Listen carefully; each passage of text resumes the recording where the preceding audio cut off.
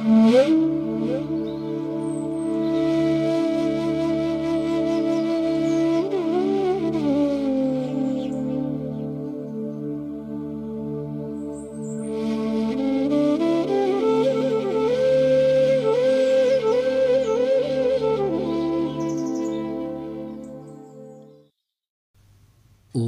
জননীং শারদাং দেবীং রামকৃষ্ণং জগদ্গুরুং পাদপদ্মে তয়ো শ্রিত্বা প্রণমামি মুহুর্মুহু।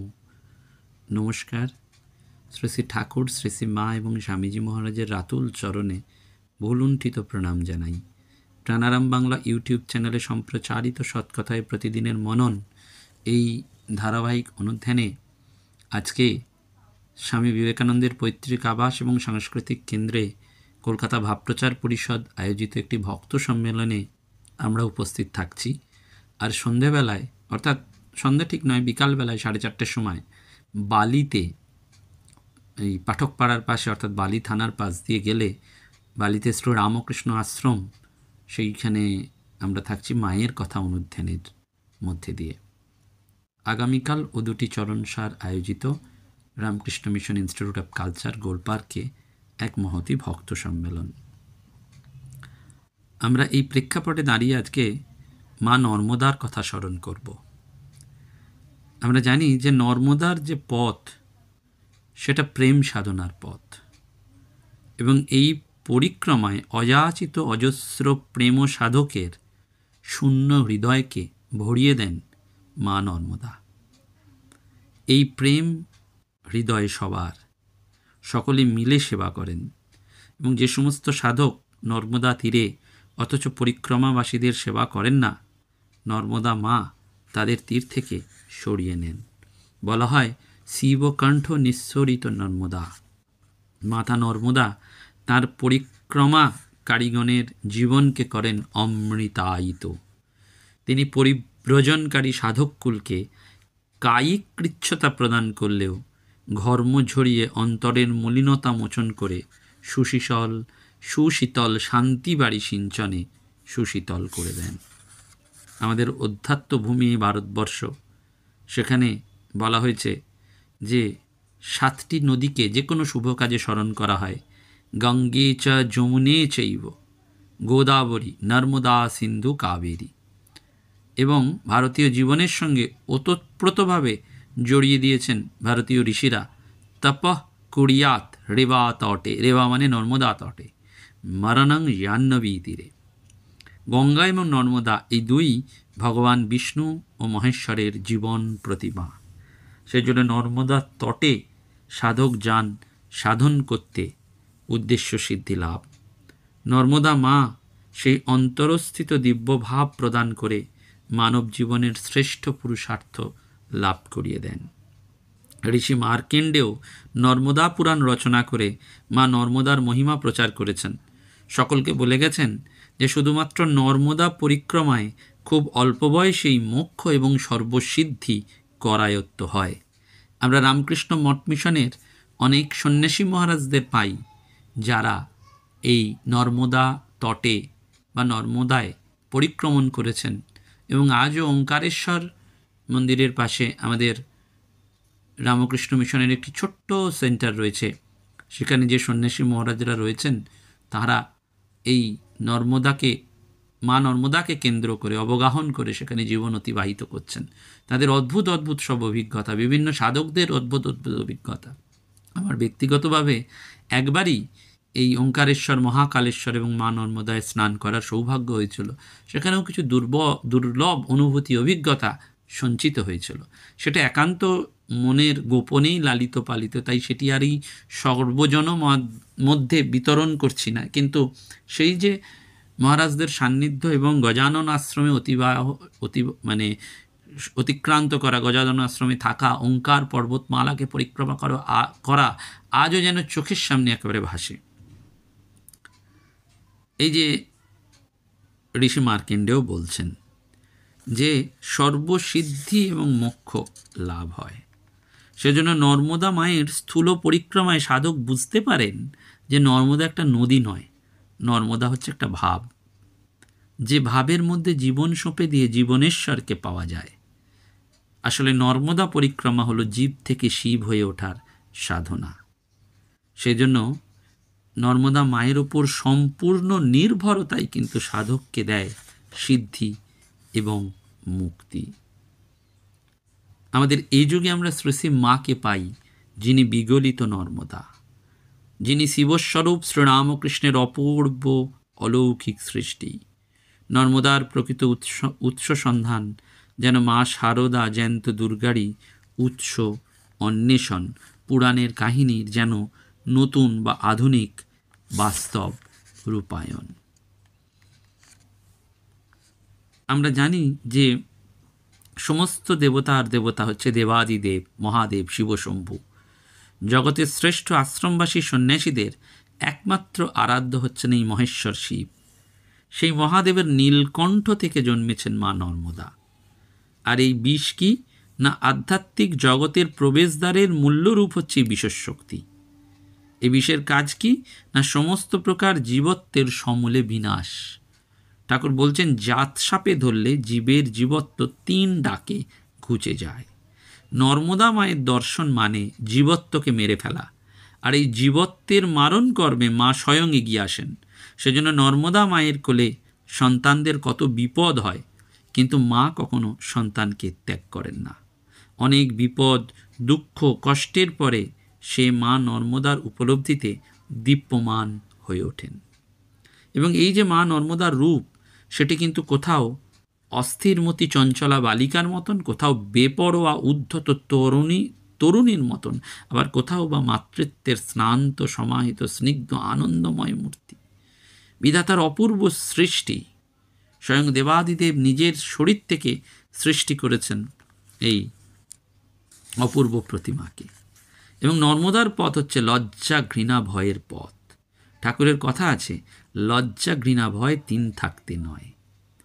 সেই জন্য এই যখন মা নর্মদা তটে সাধক পরিক্রমা করেন বা পথচারী পরিক্রমাকারী যারা, তাদের খাবার কোনো ঠিক থাকে না, কত বর্ণ কত সম্প্রদায়ের কাছ থেকে ভিক্ষান্ন নিতে হয়, কত জায়গায় থাকতে হয়, কোথাও খোলা আকাশের নিচে বালির ওপরে পাথরের চ্যাটাইয়ের ওপরে, কখনো সারা রাত ধরে গাছের ডালই সম্বল হয়, কখনো বা সারা রাত আগুন জ্বালিয়ে হিংস্র পশুদের সঙ্গে থাকতে হয়।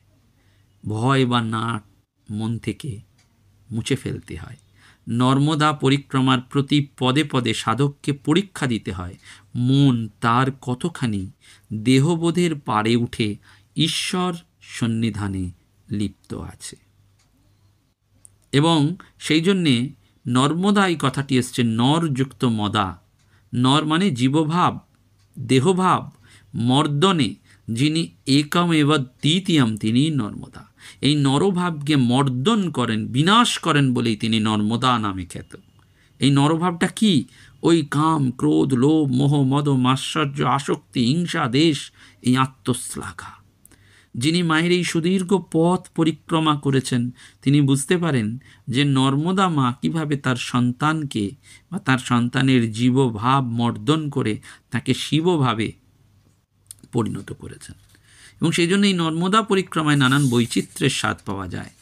কত পাখি, কত পশু, কত রকমের গাছপালা, কাঁটা, কত রকমের মাটি, এবং সাধকের ব্যবহারিক আর পারমার্থিক ঝুড়ি ভরে যায়।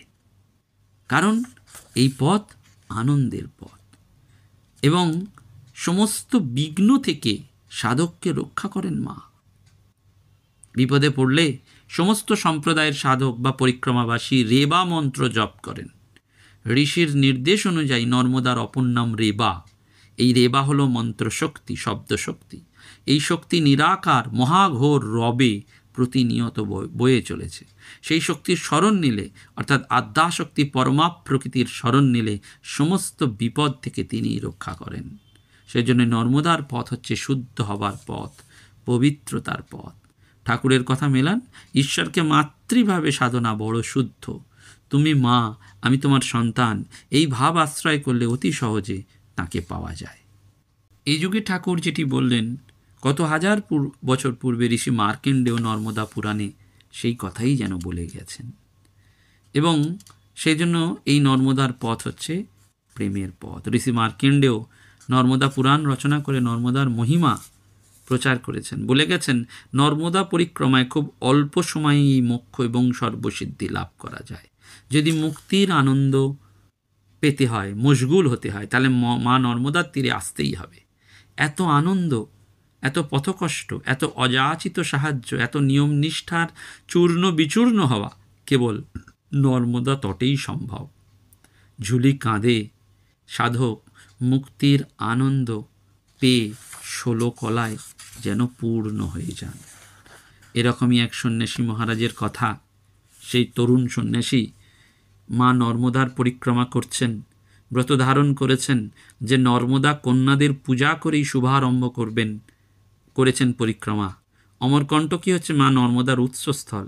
সেখান থেকেই পরিক্রমা তুলেছেন এই যুবক গৈরিকধারী সন্ন্যাসী। মা সর্বদাই তোমাকে অর্থাৎ মা নর্মদাকে নিজের দক্ষিণে রেখে পদব্রজে খালি পায়ে পরিক্রমা করব, এই অঙ্গীকার করেছেন। চুল দাড়ি নখ কোনো রকম ক্ষৌরকর্ম করব না। মা নর্মদার তটে কোনো রকম রান্না করা খাদ্যদ্রব্য ছাড়া অন্য কিছু ভিক্ষা করব না। কোনো রকম অর্থ বা মুদ্রা সঙ্গে রাখব না। কোনো দান গ্রহণ করব না। খাদ্যদ্রব্য বা মা নর্মদার আরাধনার সামগ্রী ছাড়া অন্য কিছু গ্রহণ করব না। আর একবার কোনো স্থান অতিক্রম করে এলে সেই স্থানে অর্থাৎ পেছনে কখনোই যাব না, সর্বদাই সামনের দিকে এগিয়ে চলব। চরই বেতি। এরকমভাবে তিনি চলছেন। পরিক্রমার অর্ধেকেরও বেশি দূরত্ব প্রায় 7 মাসে অতিক্রম করেছেন। সেই সাধু মধ্যপ্রদেশ, মহারাষ্ট্র, গুজরাট রাজ্য অতিক্রম করেছেন দক্ষিণ তট পরিক্রমার সময়। নৌকো করে আরব সাগর পার অতিক্রম করে এসেছিলেন উত্তর তটে। এই তটে গুজরাট অতিক্রম করে পড়েছেন মধ্যপ্রদেশে। নানান ঘটনা। এতক্ষণ নর্মদা তট ধরেই চলছিলেন সন্ন্যাসী। সঙ্গে আছেন নাথ সম্প্রদায়ের এক সাধু, আর আছেন মহারাষ্ট্রের এক সূর্য উপাসক গৃহস্থ চন্দ্রবাবু, খুব তেজস্বী, সেবাপরায়ণ। 3 জনে মিলেই উত্তর তটের অনেকটা এসেছেন। এবার যেতে হবে নর্মদা তট ছেড়ে আরও 50 কিলোমিটার উত্তরে মান্ডবগড়। মান্ডবগড়ে নর্মদা কুণ্ড আছে। সেই কুণ্ডের জল স্পর্শ না করলে নর্মদা পরিক্রমা খণ্ডিত হয়। অথচ মা নর্মদার তট ছেড়ে 2 কিলোমিটার বেশি যাবার বিধানও নেই। কেন যেতে হয় এই রেবাকুণ্ডে, তার কাহিনী রয়েছে। সেই পরিক্রমাবাসীদের সঙ্গে চললেন সেই সন্ন্যাসী নর্মদা তট ছেড়ে খজুগাঁওয়ের দিকে। সকাল থেকে হেঁটে দুপুরে পৌঁছলেন বর্ধিষ্ণু গ্রাম। সেখানে হনুমান মন্দিরে আশ্রয় নিলেন।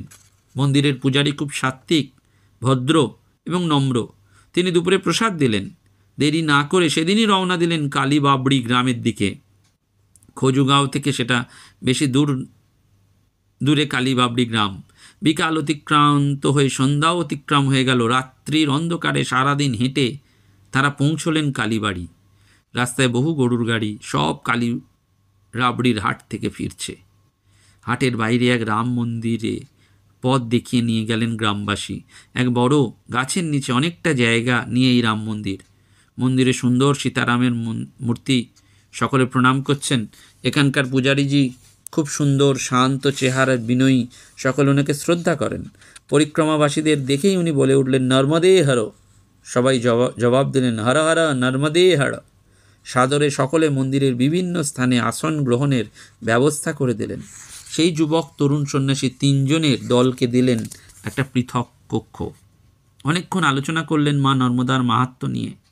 তারপর তারা চা পান এবং জলখাবার পরিবেশন করলেন। মন্দিরে ভোগ নিবেদন করে পরিক্রমাবাসীদের দিলেন এবং আহারান্তে অর্থ দক্ষিণা দেওয়ার জন্য সেই সন্ন্যাসীকে খুব জোর করলেন। সন্ন্যাসীও নেবেন না, পূজারীও ছাড়বেন না। কোনো মতে যখন সন্ন্যাসী নেবেন না, তখন পূজারীজি নিরস্ত হলেন। পরের দিন ভোরেই তারা দলবল নিয়ে মান্ডব গড়ের দিকে রওনা দিলেন। সাষ্টাঙ্গ প্রণাম করে তারা যাচ্ছেন। পরের দিন কালীবাড়ি গ্রামের মন্দির থেকে বেরিয়ে রওনা হলেন পরিক্রমাবাসীদের সঙ্গে যে সন্ন্যাসী, নাথ সম্প্রদায়ের সাধু আর মারাঠি সূর্য উপাসক। রোদ উঠেছে। কিছু দূর যেতেই একদল উপজাতি ছেলেমেয়ে বেরিয়ে এলো টিলা থেকে, আর পরিক্রমাবাসীদের কাছে চাইতে লাগলো পয়সা। ও বাবাজি কুছ পয়সা দেনা, হাম লোগ মিঠাই খায়েঙ্গে। অনেকের কাছেই পয়সা থাকে, দিচ্ছেন, শিশু কিশোররা খুশি হয়ে চলে যাচ্ছে। কিন্তু এই সন্ন্যাসীদের দলটার কাছে এলো একদল শিশু কিশোর কিশোরীরা। সূর্য উপাসক নাথ সাধুটির কাছে পয়সা ছিল, তারা তাদের দিল। কিন্তু যুবক সন্ন্যাসীর কাছে যখন এলো, তখন সেই সন্ন্যাসী বলল, আমার কাছে কিচ্ছু নেই, মেরে পাস কুছ নেই হ্যায়, मैं तो ব্রত মে হ্যায়। শিশু কিশোরীরা চলে গেলেন। হঠাৎ 12-13 বছরের এক কিশোরী কন্যা এসে সেই যুবক সন্ন্যাসীকে বললেন, महात्मा जी कुछ पैसा दीजिए, हम लोग कुछ खरीद करके खाएंगे। সন্ন্যাসী বললেন, माई मेरे पास कुछ नहीं है। कन्या तखन बोलें, आपका पास है, आप दीजिए स्वामी जी। सन्यासी बोले, नहीं माँ, मेरा पास पैसा नहीं है, मैं व्रतों में है, इसलिए पैसा साथ में नहीं लेते। कन्या तखन बोलছেন, आपको शर्म आना चाहिए, महात्मा होकर आप झूठ क्यों बताते हैं, देखिए अच्छा से आपका पास पैसा है। সন্ন্যাসী গেলেন রেগে। একটা বাচ্চা মেয়ের কি স্পর্ধা, সে সন্ন্যাসী হয়ে বলছে তার কাছে পয়সা নেই, অথচ মেয়েটি এরমভাবে বলছে। সাধুকে মিথ্যাবাদী। রাগে গজর গজর করতে লাগলেন সন্ন্যাসী। খুব রেগে গেছেন। এতটা রেগে যেতে সঙ্গী পরিক্রমাবাসীরা আগে দেখেননি। সূর্য উপাসক মারাঠি মানুষটি বোঝাতে লাগলেন, দেখুন স্বামীজি, যখন ওই কন্যাটি এত দৃঢ়তা এবং জোরের সঙ্গে বলছে আপনার কাছে পয়সা আছে, একবার দেখুন না আপনার ব্যাগ বা থলিটা খুঁজে পেতে, হয়তো থাকতেও পারে কোনো মুদ্রা। সন্ন্যাসী তখন বলছেন, আপনি তো জানেন আমি কতবার প্রণামী হিসাবে কেউ টাকা দিতে এলে প্রত্যাখ্যান করেছি, প্রণামী থাকবে কি করে এই হাত ব্যাগের মধ্যে। তখন মারাঠি ভদ্রলোক বলছেন, একবার পরীক্ষা করে নিতে দোষ কি। সন্ন্যাসীর রাগ পড়েছে ততক্ষণে, সে ভাবলো একবার দেখলে তো দোষ নেই। এই বলে সে নিজের ব্যাগের সমস্ত জিনিসপত্র ভালো করে নেড়ে চেড়ে দেখতে লাগলো। সব কিছু বের করে নেওয়ার পর দেখা গেল একটা 5 টাকার মুদ্রা ওই ব্যাগের কোণে পড়ে রয়েছে। সন্ন্যাসীর চোখে জল, লজ্জায় তার মুখ লাল হয়ে গেছে। সেই উপজাতি কন্যাটি অন্যদের সঙ্গে ঠায় দাঁড়িয়ে আছে। সঙ্গে সঙ্গে সন্ন্যাসী সেই 5 টাকার মুদ্রাটি নিয়ে সোজা চলে গেলেন। সেই কিশোরী কন্যাটিকে গিয়ে বললেন, মাই মুঝে ক্ষমা কর দে মা, অজ্ঞান মে ऐसा ভুল হো গিয়া। বলে সন্ন্যাসী সেই কন্যাটির দুপায়ে হাত দিয়ে প্রণাম করলেন। উপজাতি কন্যাটির টাকা গ্রহণ করে বললেন, ঠিক হ্যাঁ বেটা, তোমারা পরিক্রমা পুরা হো যায়গা, বলে আশীর্বাদ করলেন বরাভর মুদ্রায়। সবাই তো অবাক, কোথা থেকে এলো এই মুদ্রা। মনে পড়ল রাত্রে কালীবাড়ির মন্দিরের পূজারী দক্ষিণা দেওয়ার জন্য খুব জোর করেছিলেন। হয়তো সেই সময়ই সন্ন্যাসীর অজান্তে একটি মুদ্রা তাঁর ব্যাগে দিয়েছেন। ব্রতভঙ্গ হচ্ছে সন্ন্যাসীর। পরিক্রমার প্রারম্ভে তিনি মায়ের জল নিয়ে প্রতিজ্ঞা করেছিলেন টাকা রাখবেন না। রাত পোহাতে না পোহাতেই ঘটনার ঘনঘটা। মা নর্মদা যেন নিজেই কোমর বেঁধেছেন যাতে ছেলের ব্রতভঙ্গ না হয়। ব্রতধারী যখন স্বেচ্ছায় তার শরণ নেয়, তার সব ভার মা নর্মদা নেন। যখন দেখলেন ছেলের অজান্তেই তার ব্রতভঙ্গের সম্ভাবনা আছে, তখন মা আর স্থির থাকতে পারেননি। নিজেই উপজাতি কন্যার রূপ ধরে এসে আবির্ভূত হয়েছেন। তাকে ছোট হয়েও প্রণোদিত করেছেন বয়োজ্যেষ্ঠ সন্ন্যাসীর সঙ্গে তর্ক করতে, এবং সেখানে আশীর্বাদ করে যাচ্ছেন পরিক্রমা নির্বিঘ্নে সম্পূর্ণ হবে। ব্রতধারী অজান্তে অজ্ঞানেও যাতে ব্রতবিরোধী ভাবনায় লিপ্ত হতে না হয়, মা নর্মদা সেই ভাবনা রক্ষণে সদা ব্যস্ত। সন্তানকে কোলে স্থান দিতে তিনি সদাই উৎসুক। তার আগে তিনি ধুলোকাদা যেন ঝেড়ে নিলেন, এবং সেই ঝেড়ে নেওয়ার জন্যই উপজাতি কন্যাকে দিয়ে ওই তরুণী সন্ন্যাসীকে তিরস্কার। এই হলেন মা নর্মদা, যিনি সত্যি সত্যি রক্ষা করেন। এবং বারবার এই ঘটনা বহু সাধকের জীবনে ঘটে। তিনি আড়াল থেকে ভালোবাসেন, বিচিত্র লীলার মধ্যে দিয়ে বুঝিয়ে দেন যে যিনি সর্বদা মা নর্মদাকে স্মরণ করেন, মা নর্মদাও তার প্রতি সতত কৃপা দৃষ্টি বর্ষণ করেন। নমস্কার, ধন্যবাদ। প্রাণারাম প্রাণারাম প্রাণারাম প্রাণারাম প্রাণারাম।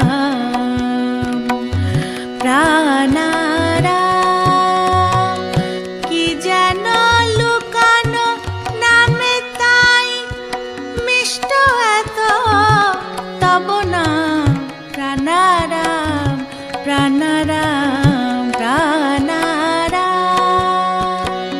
প্রাণারাম প্রাণারাম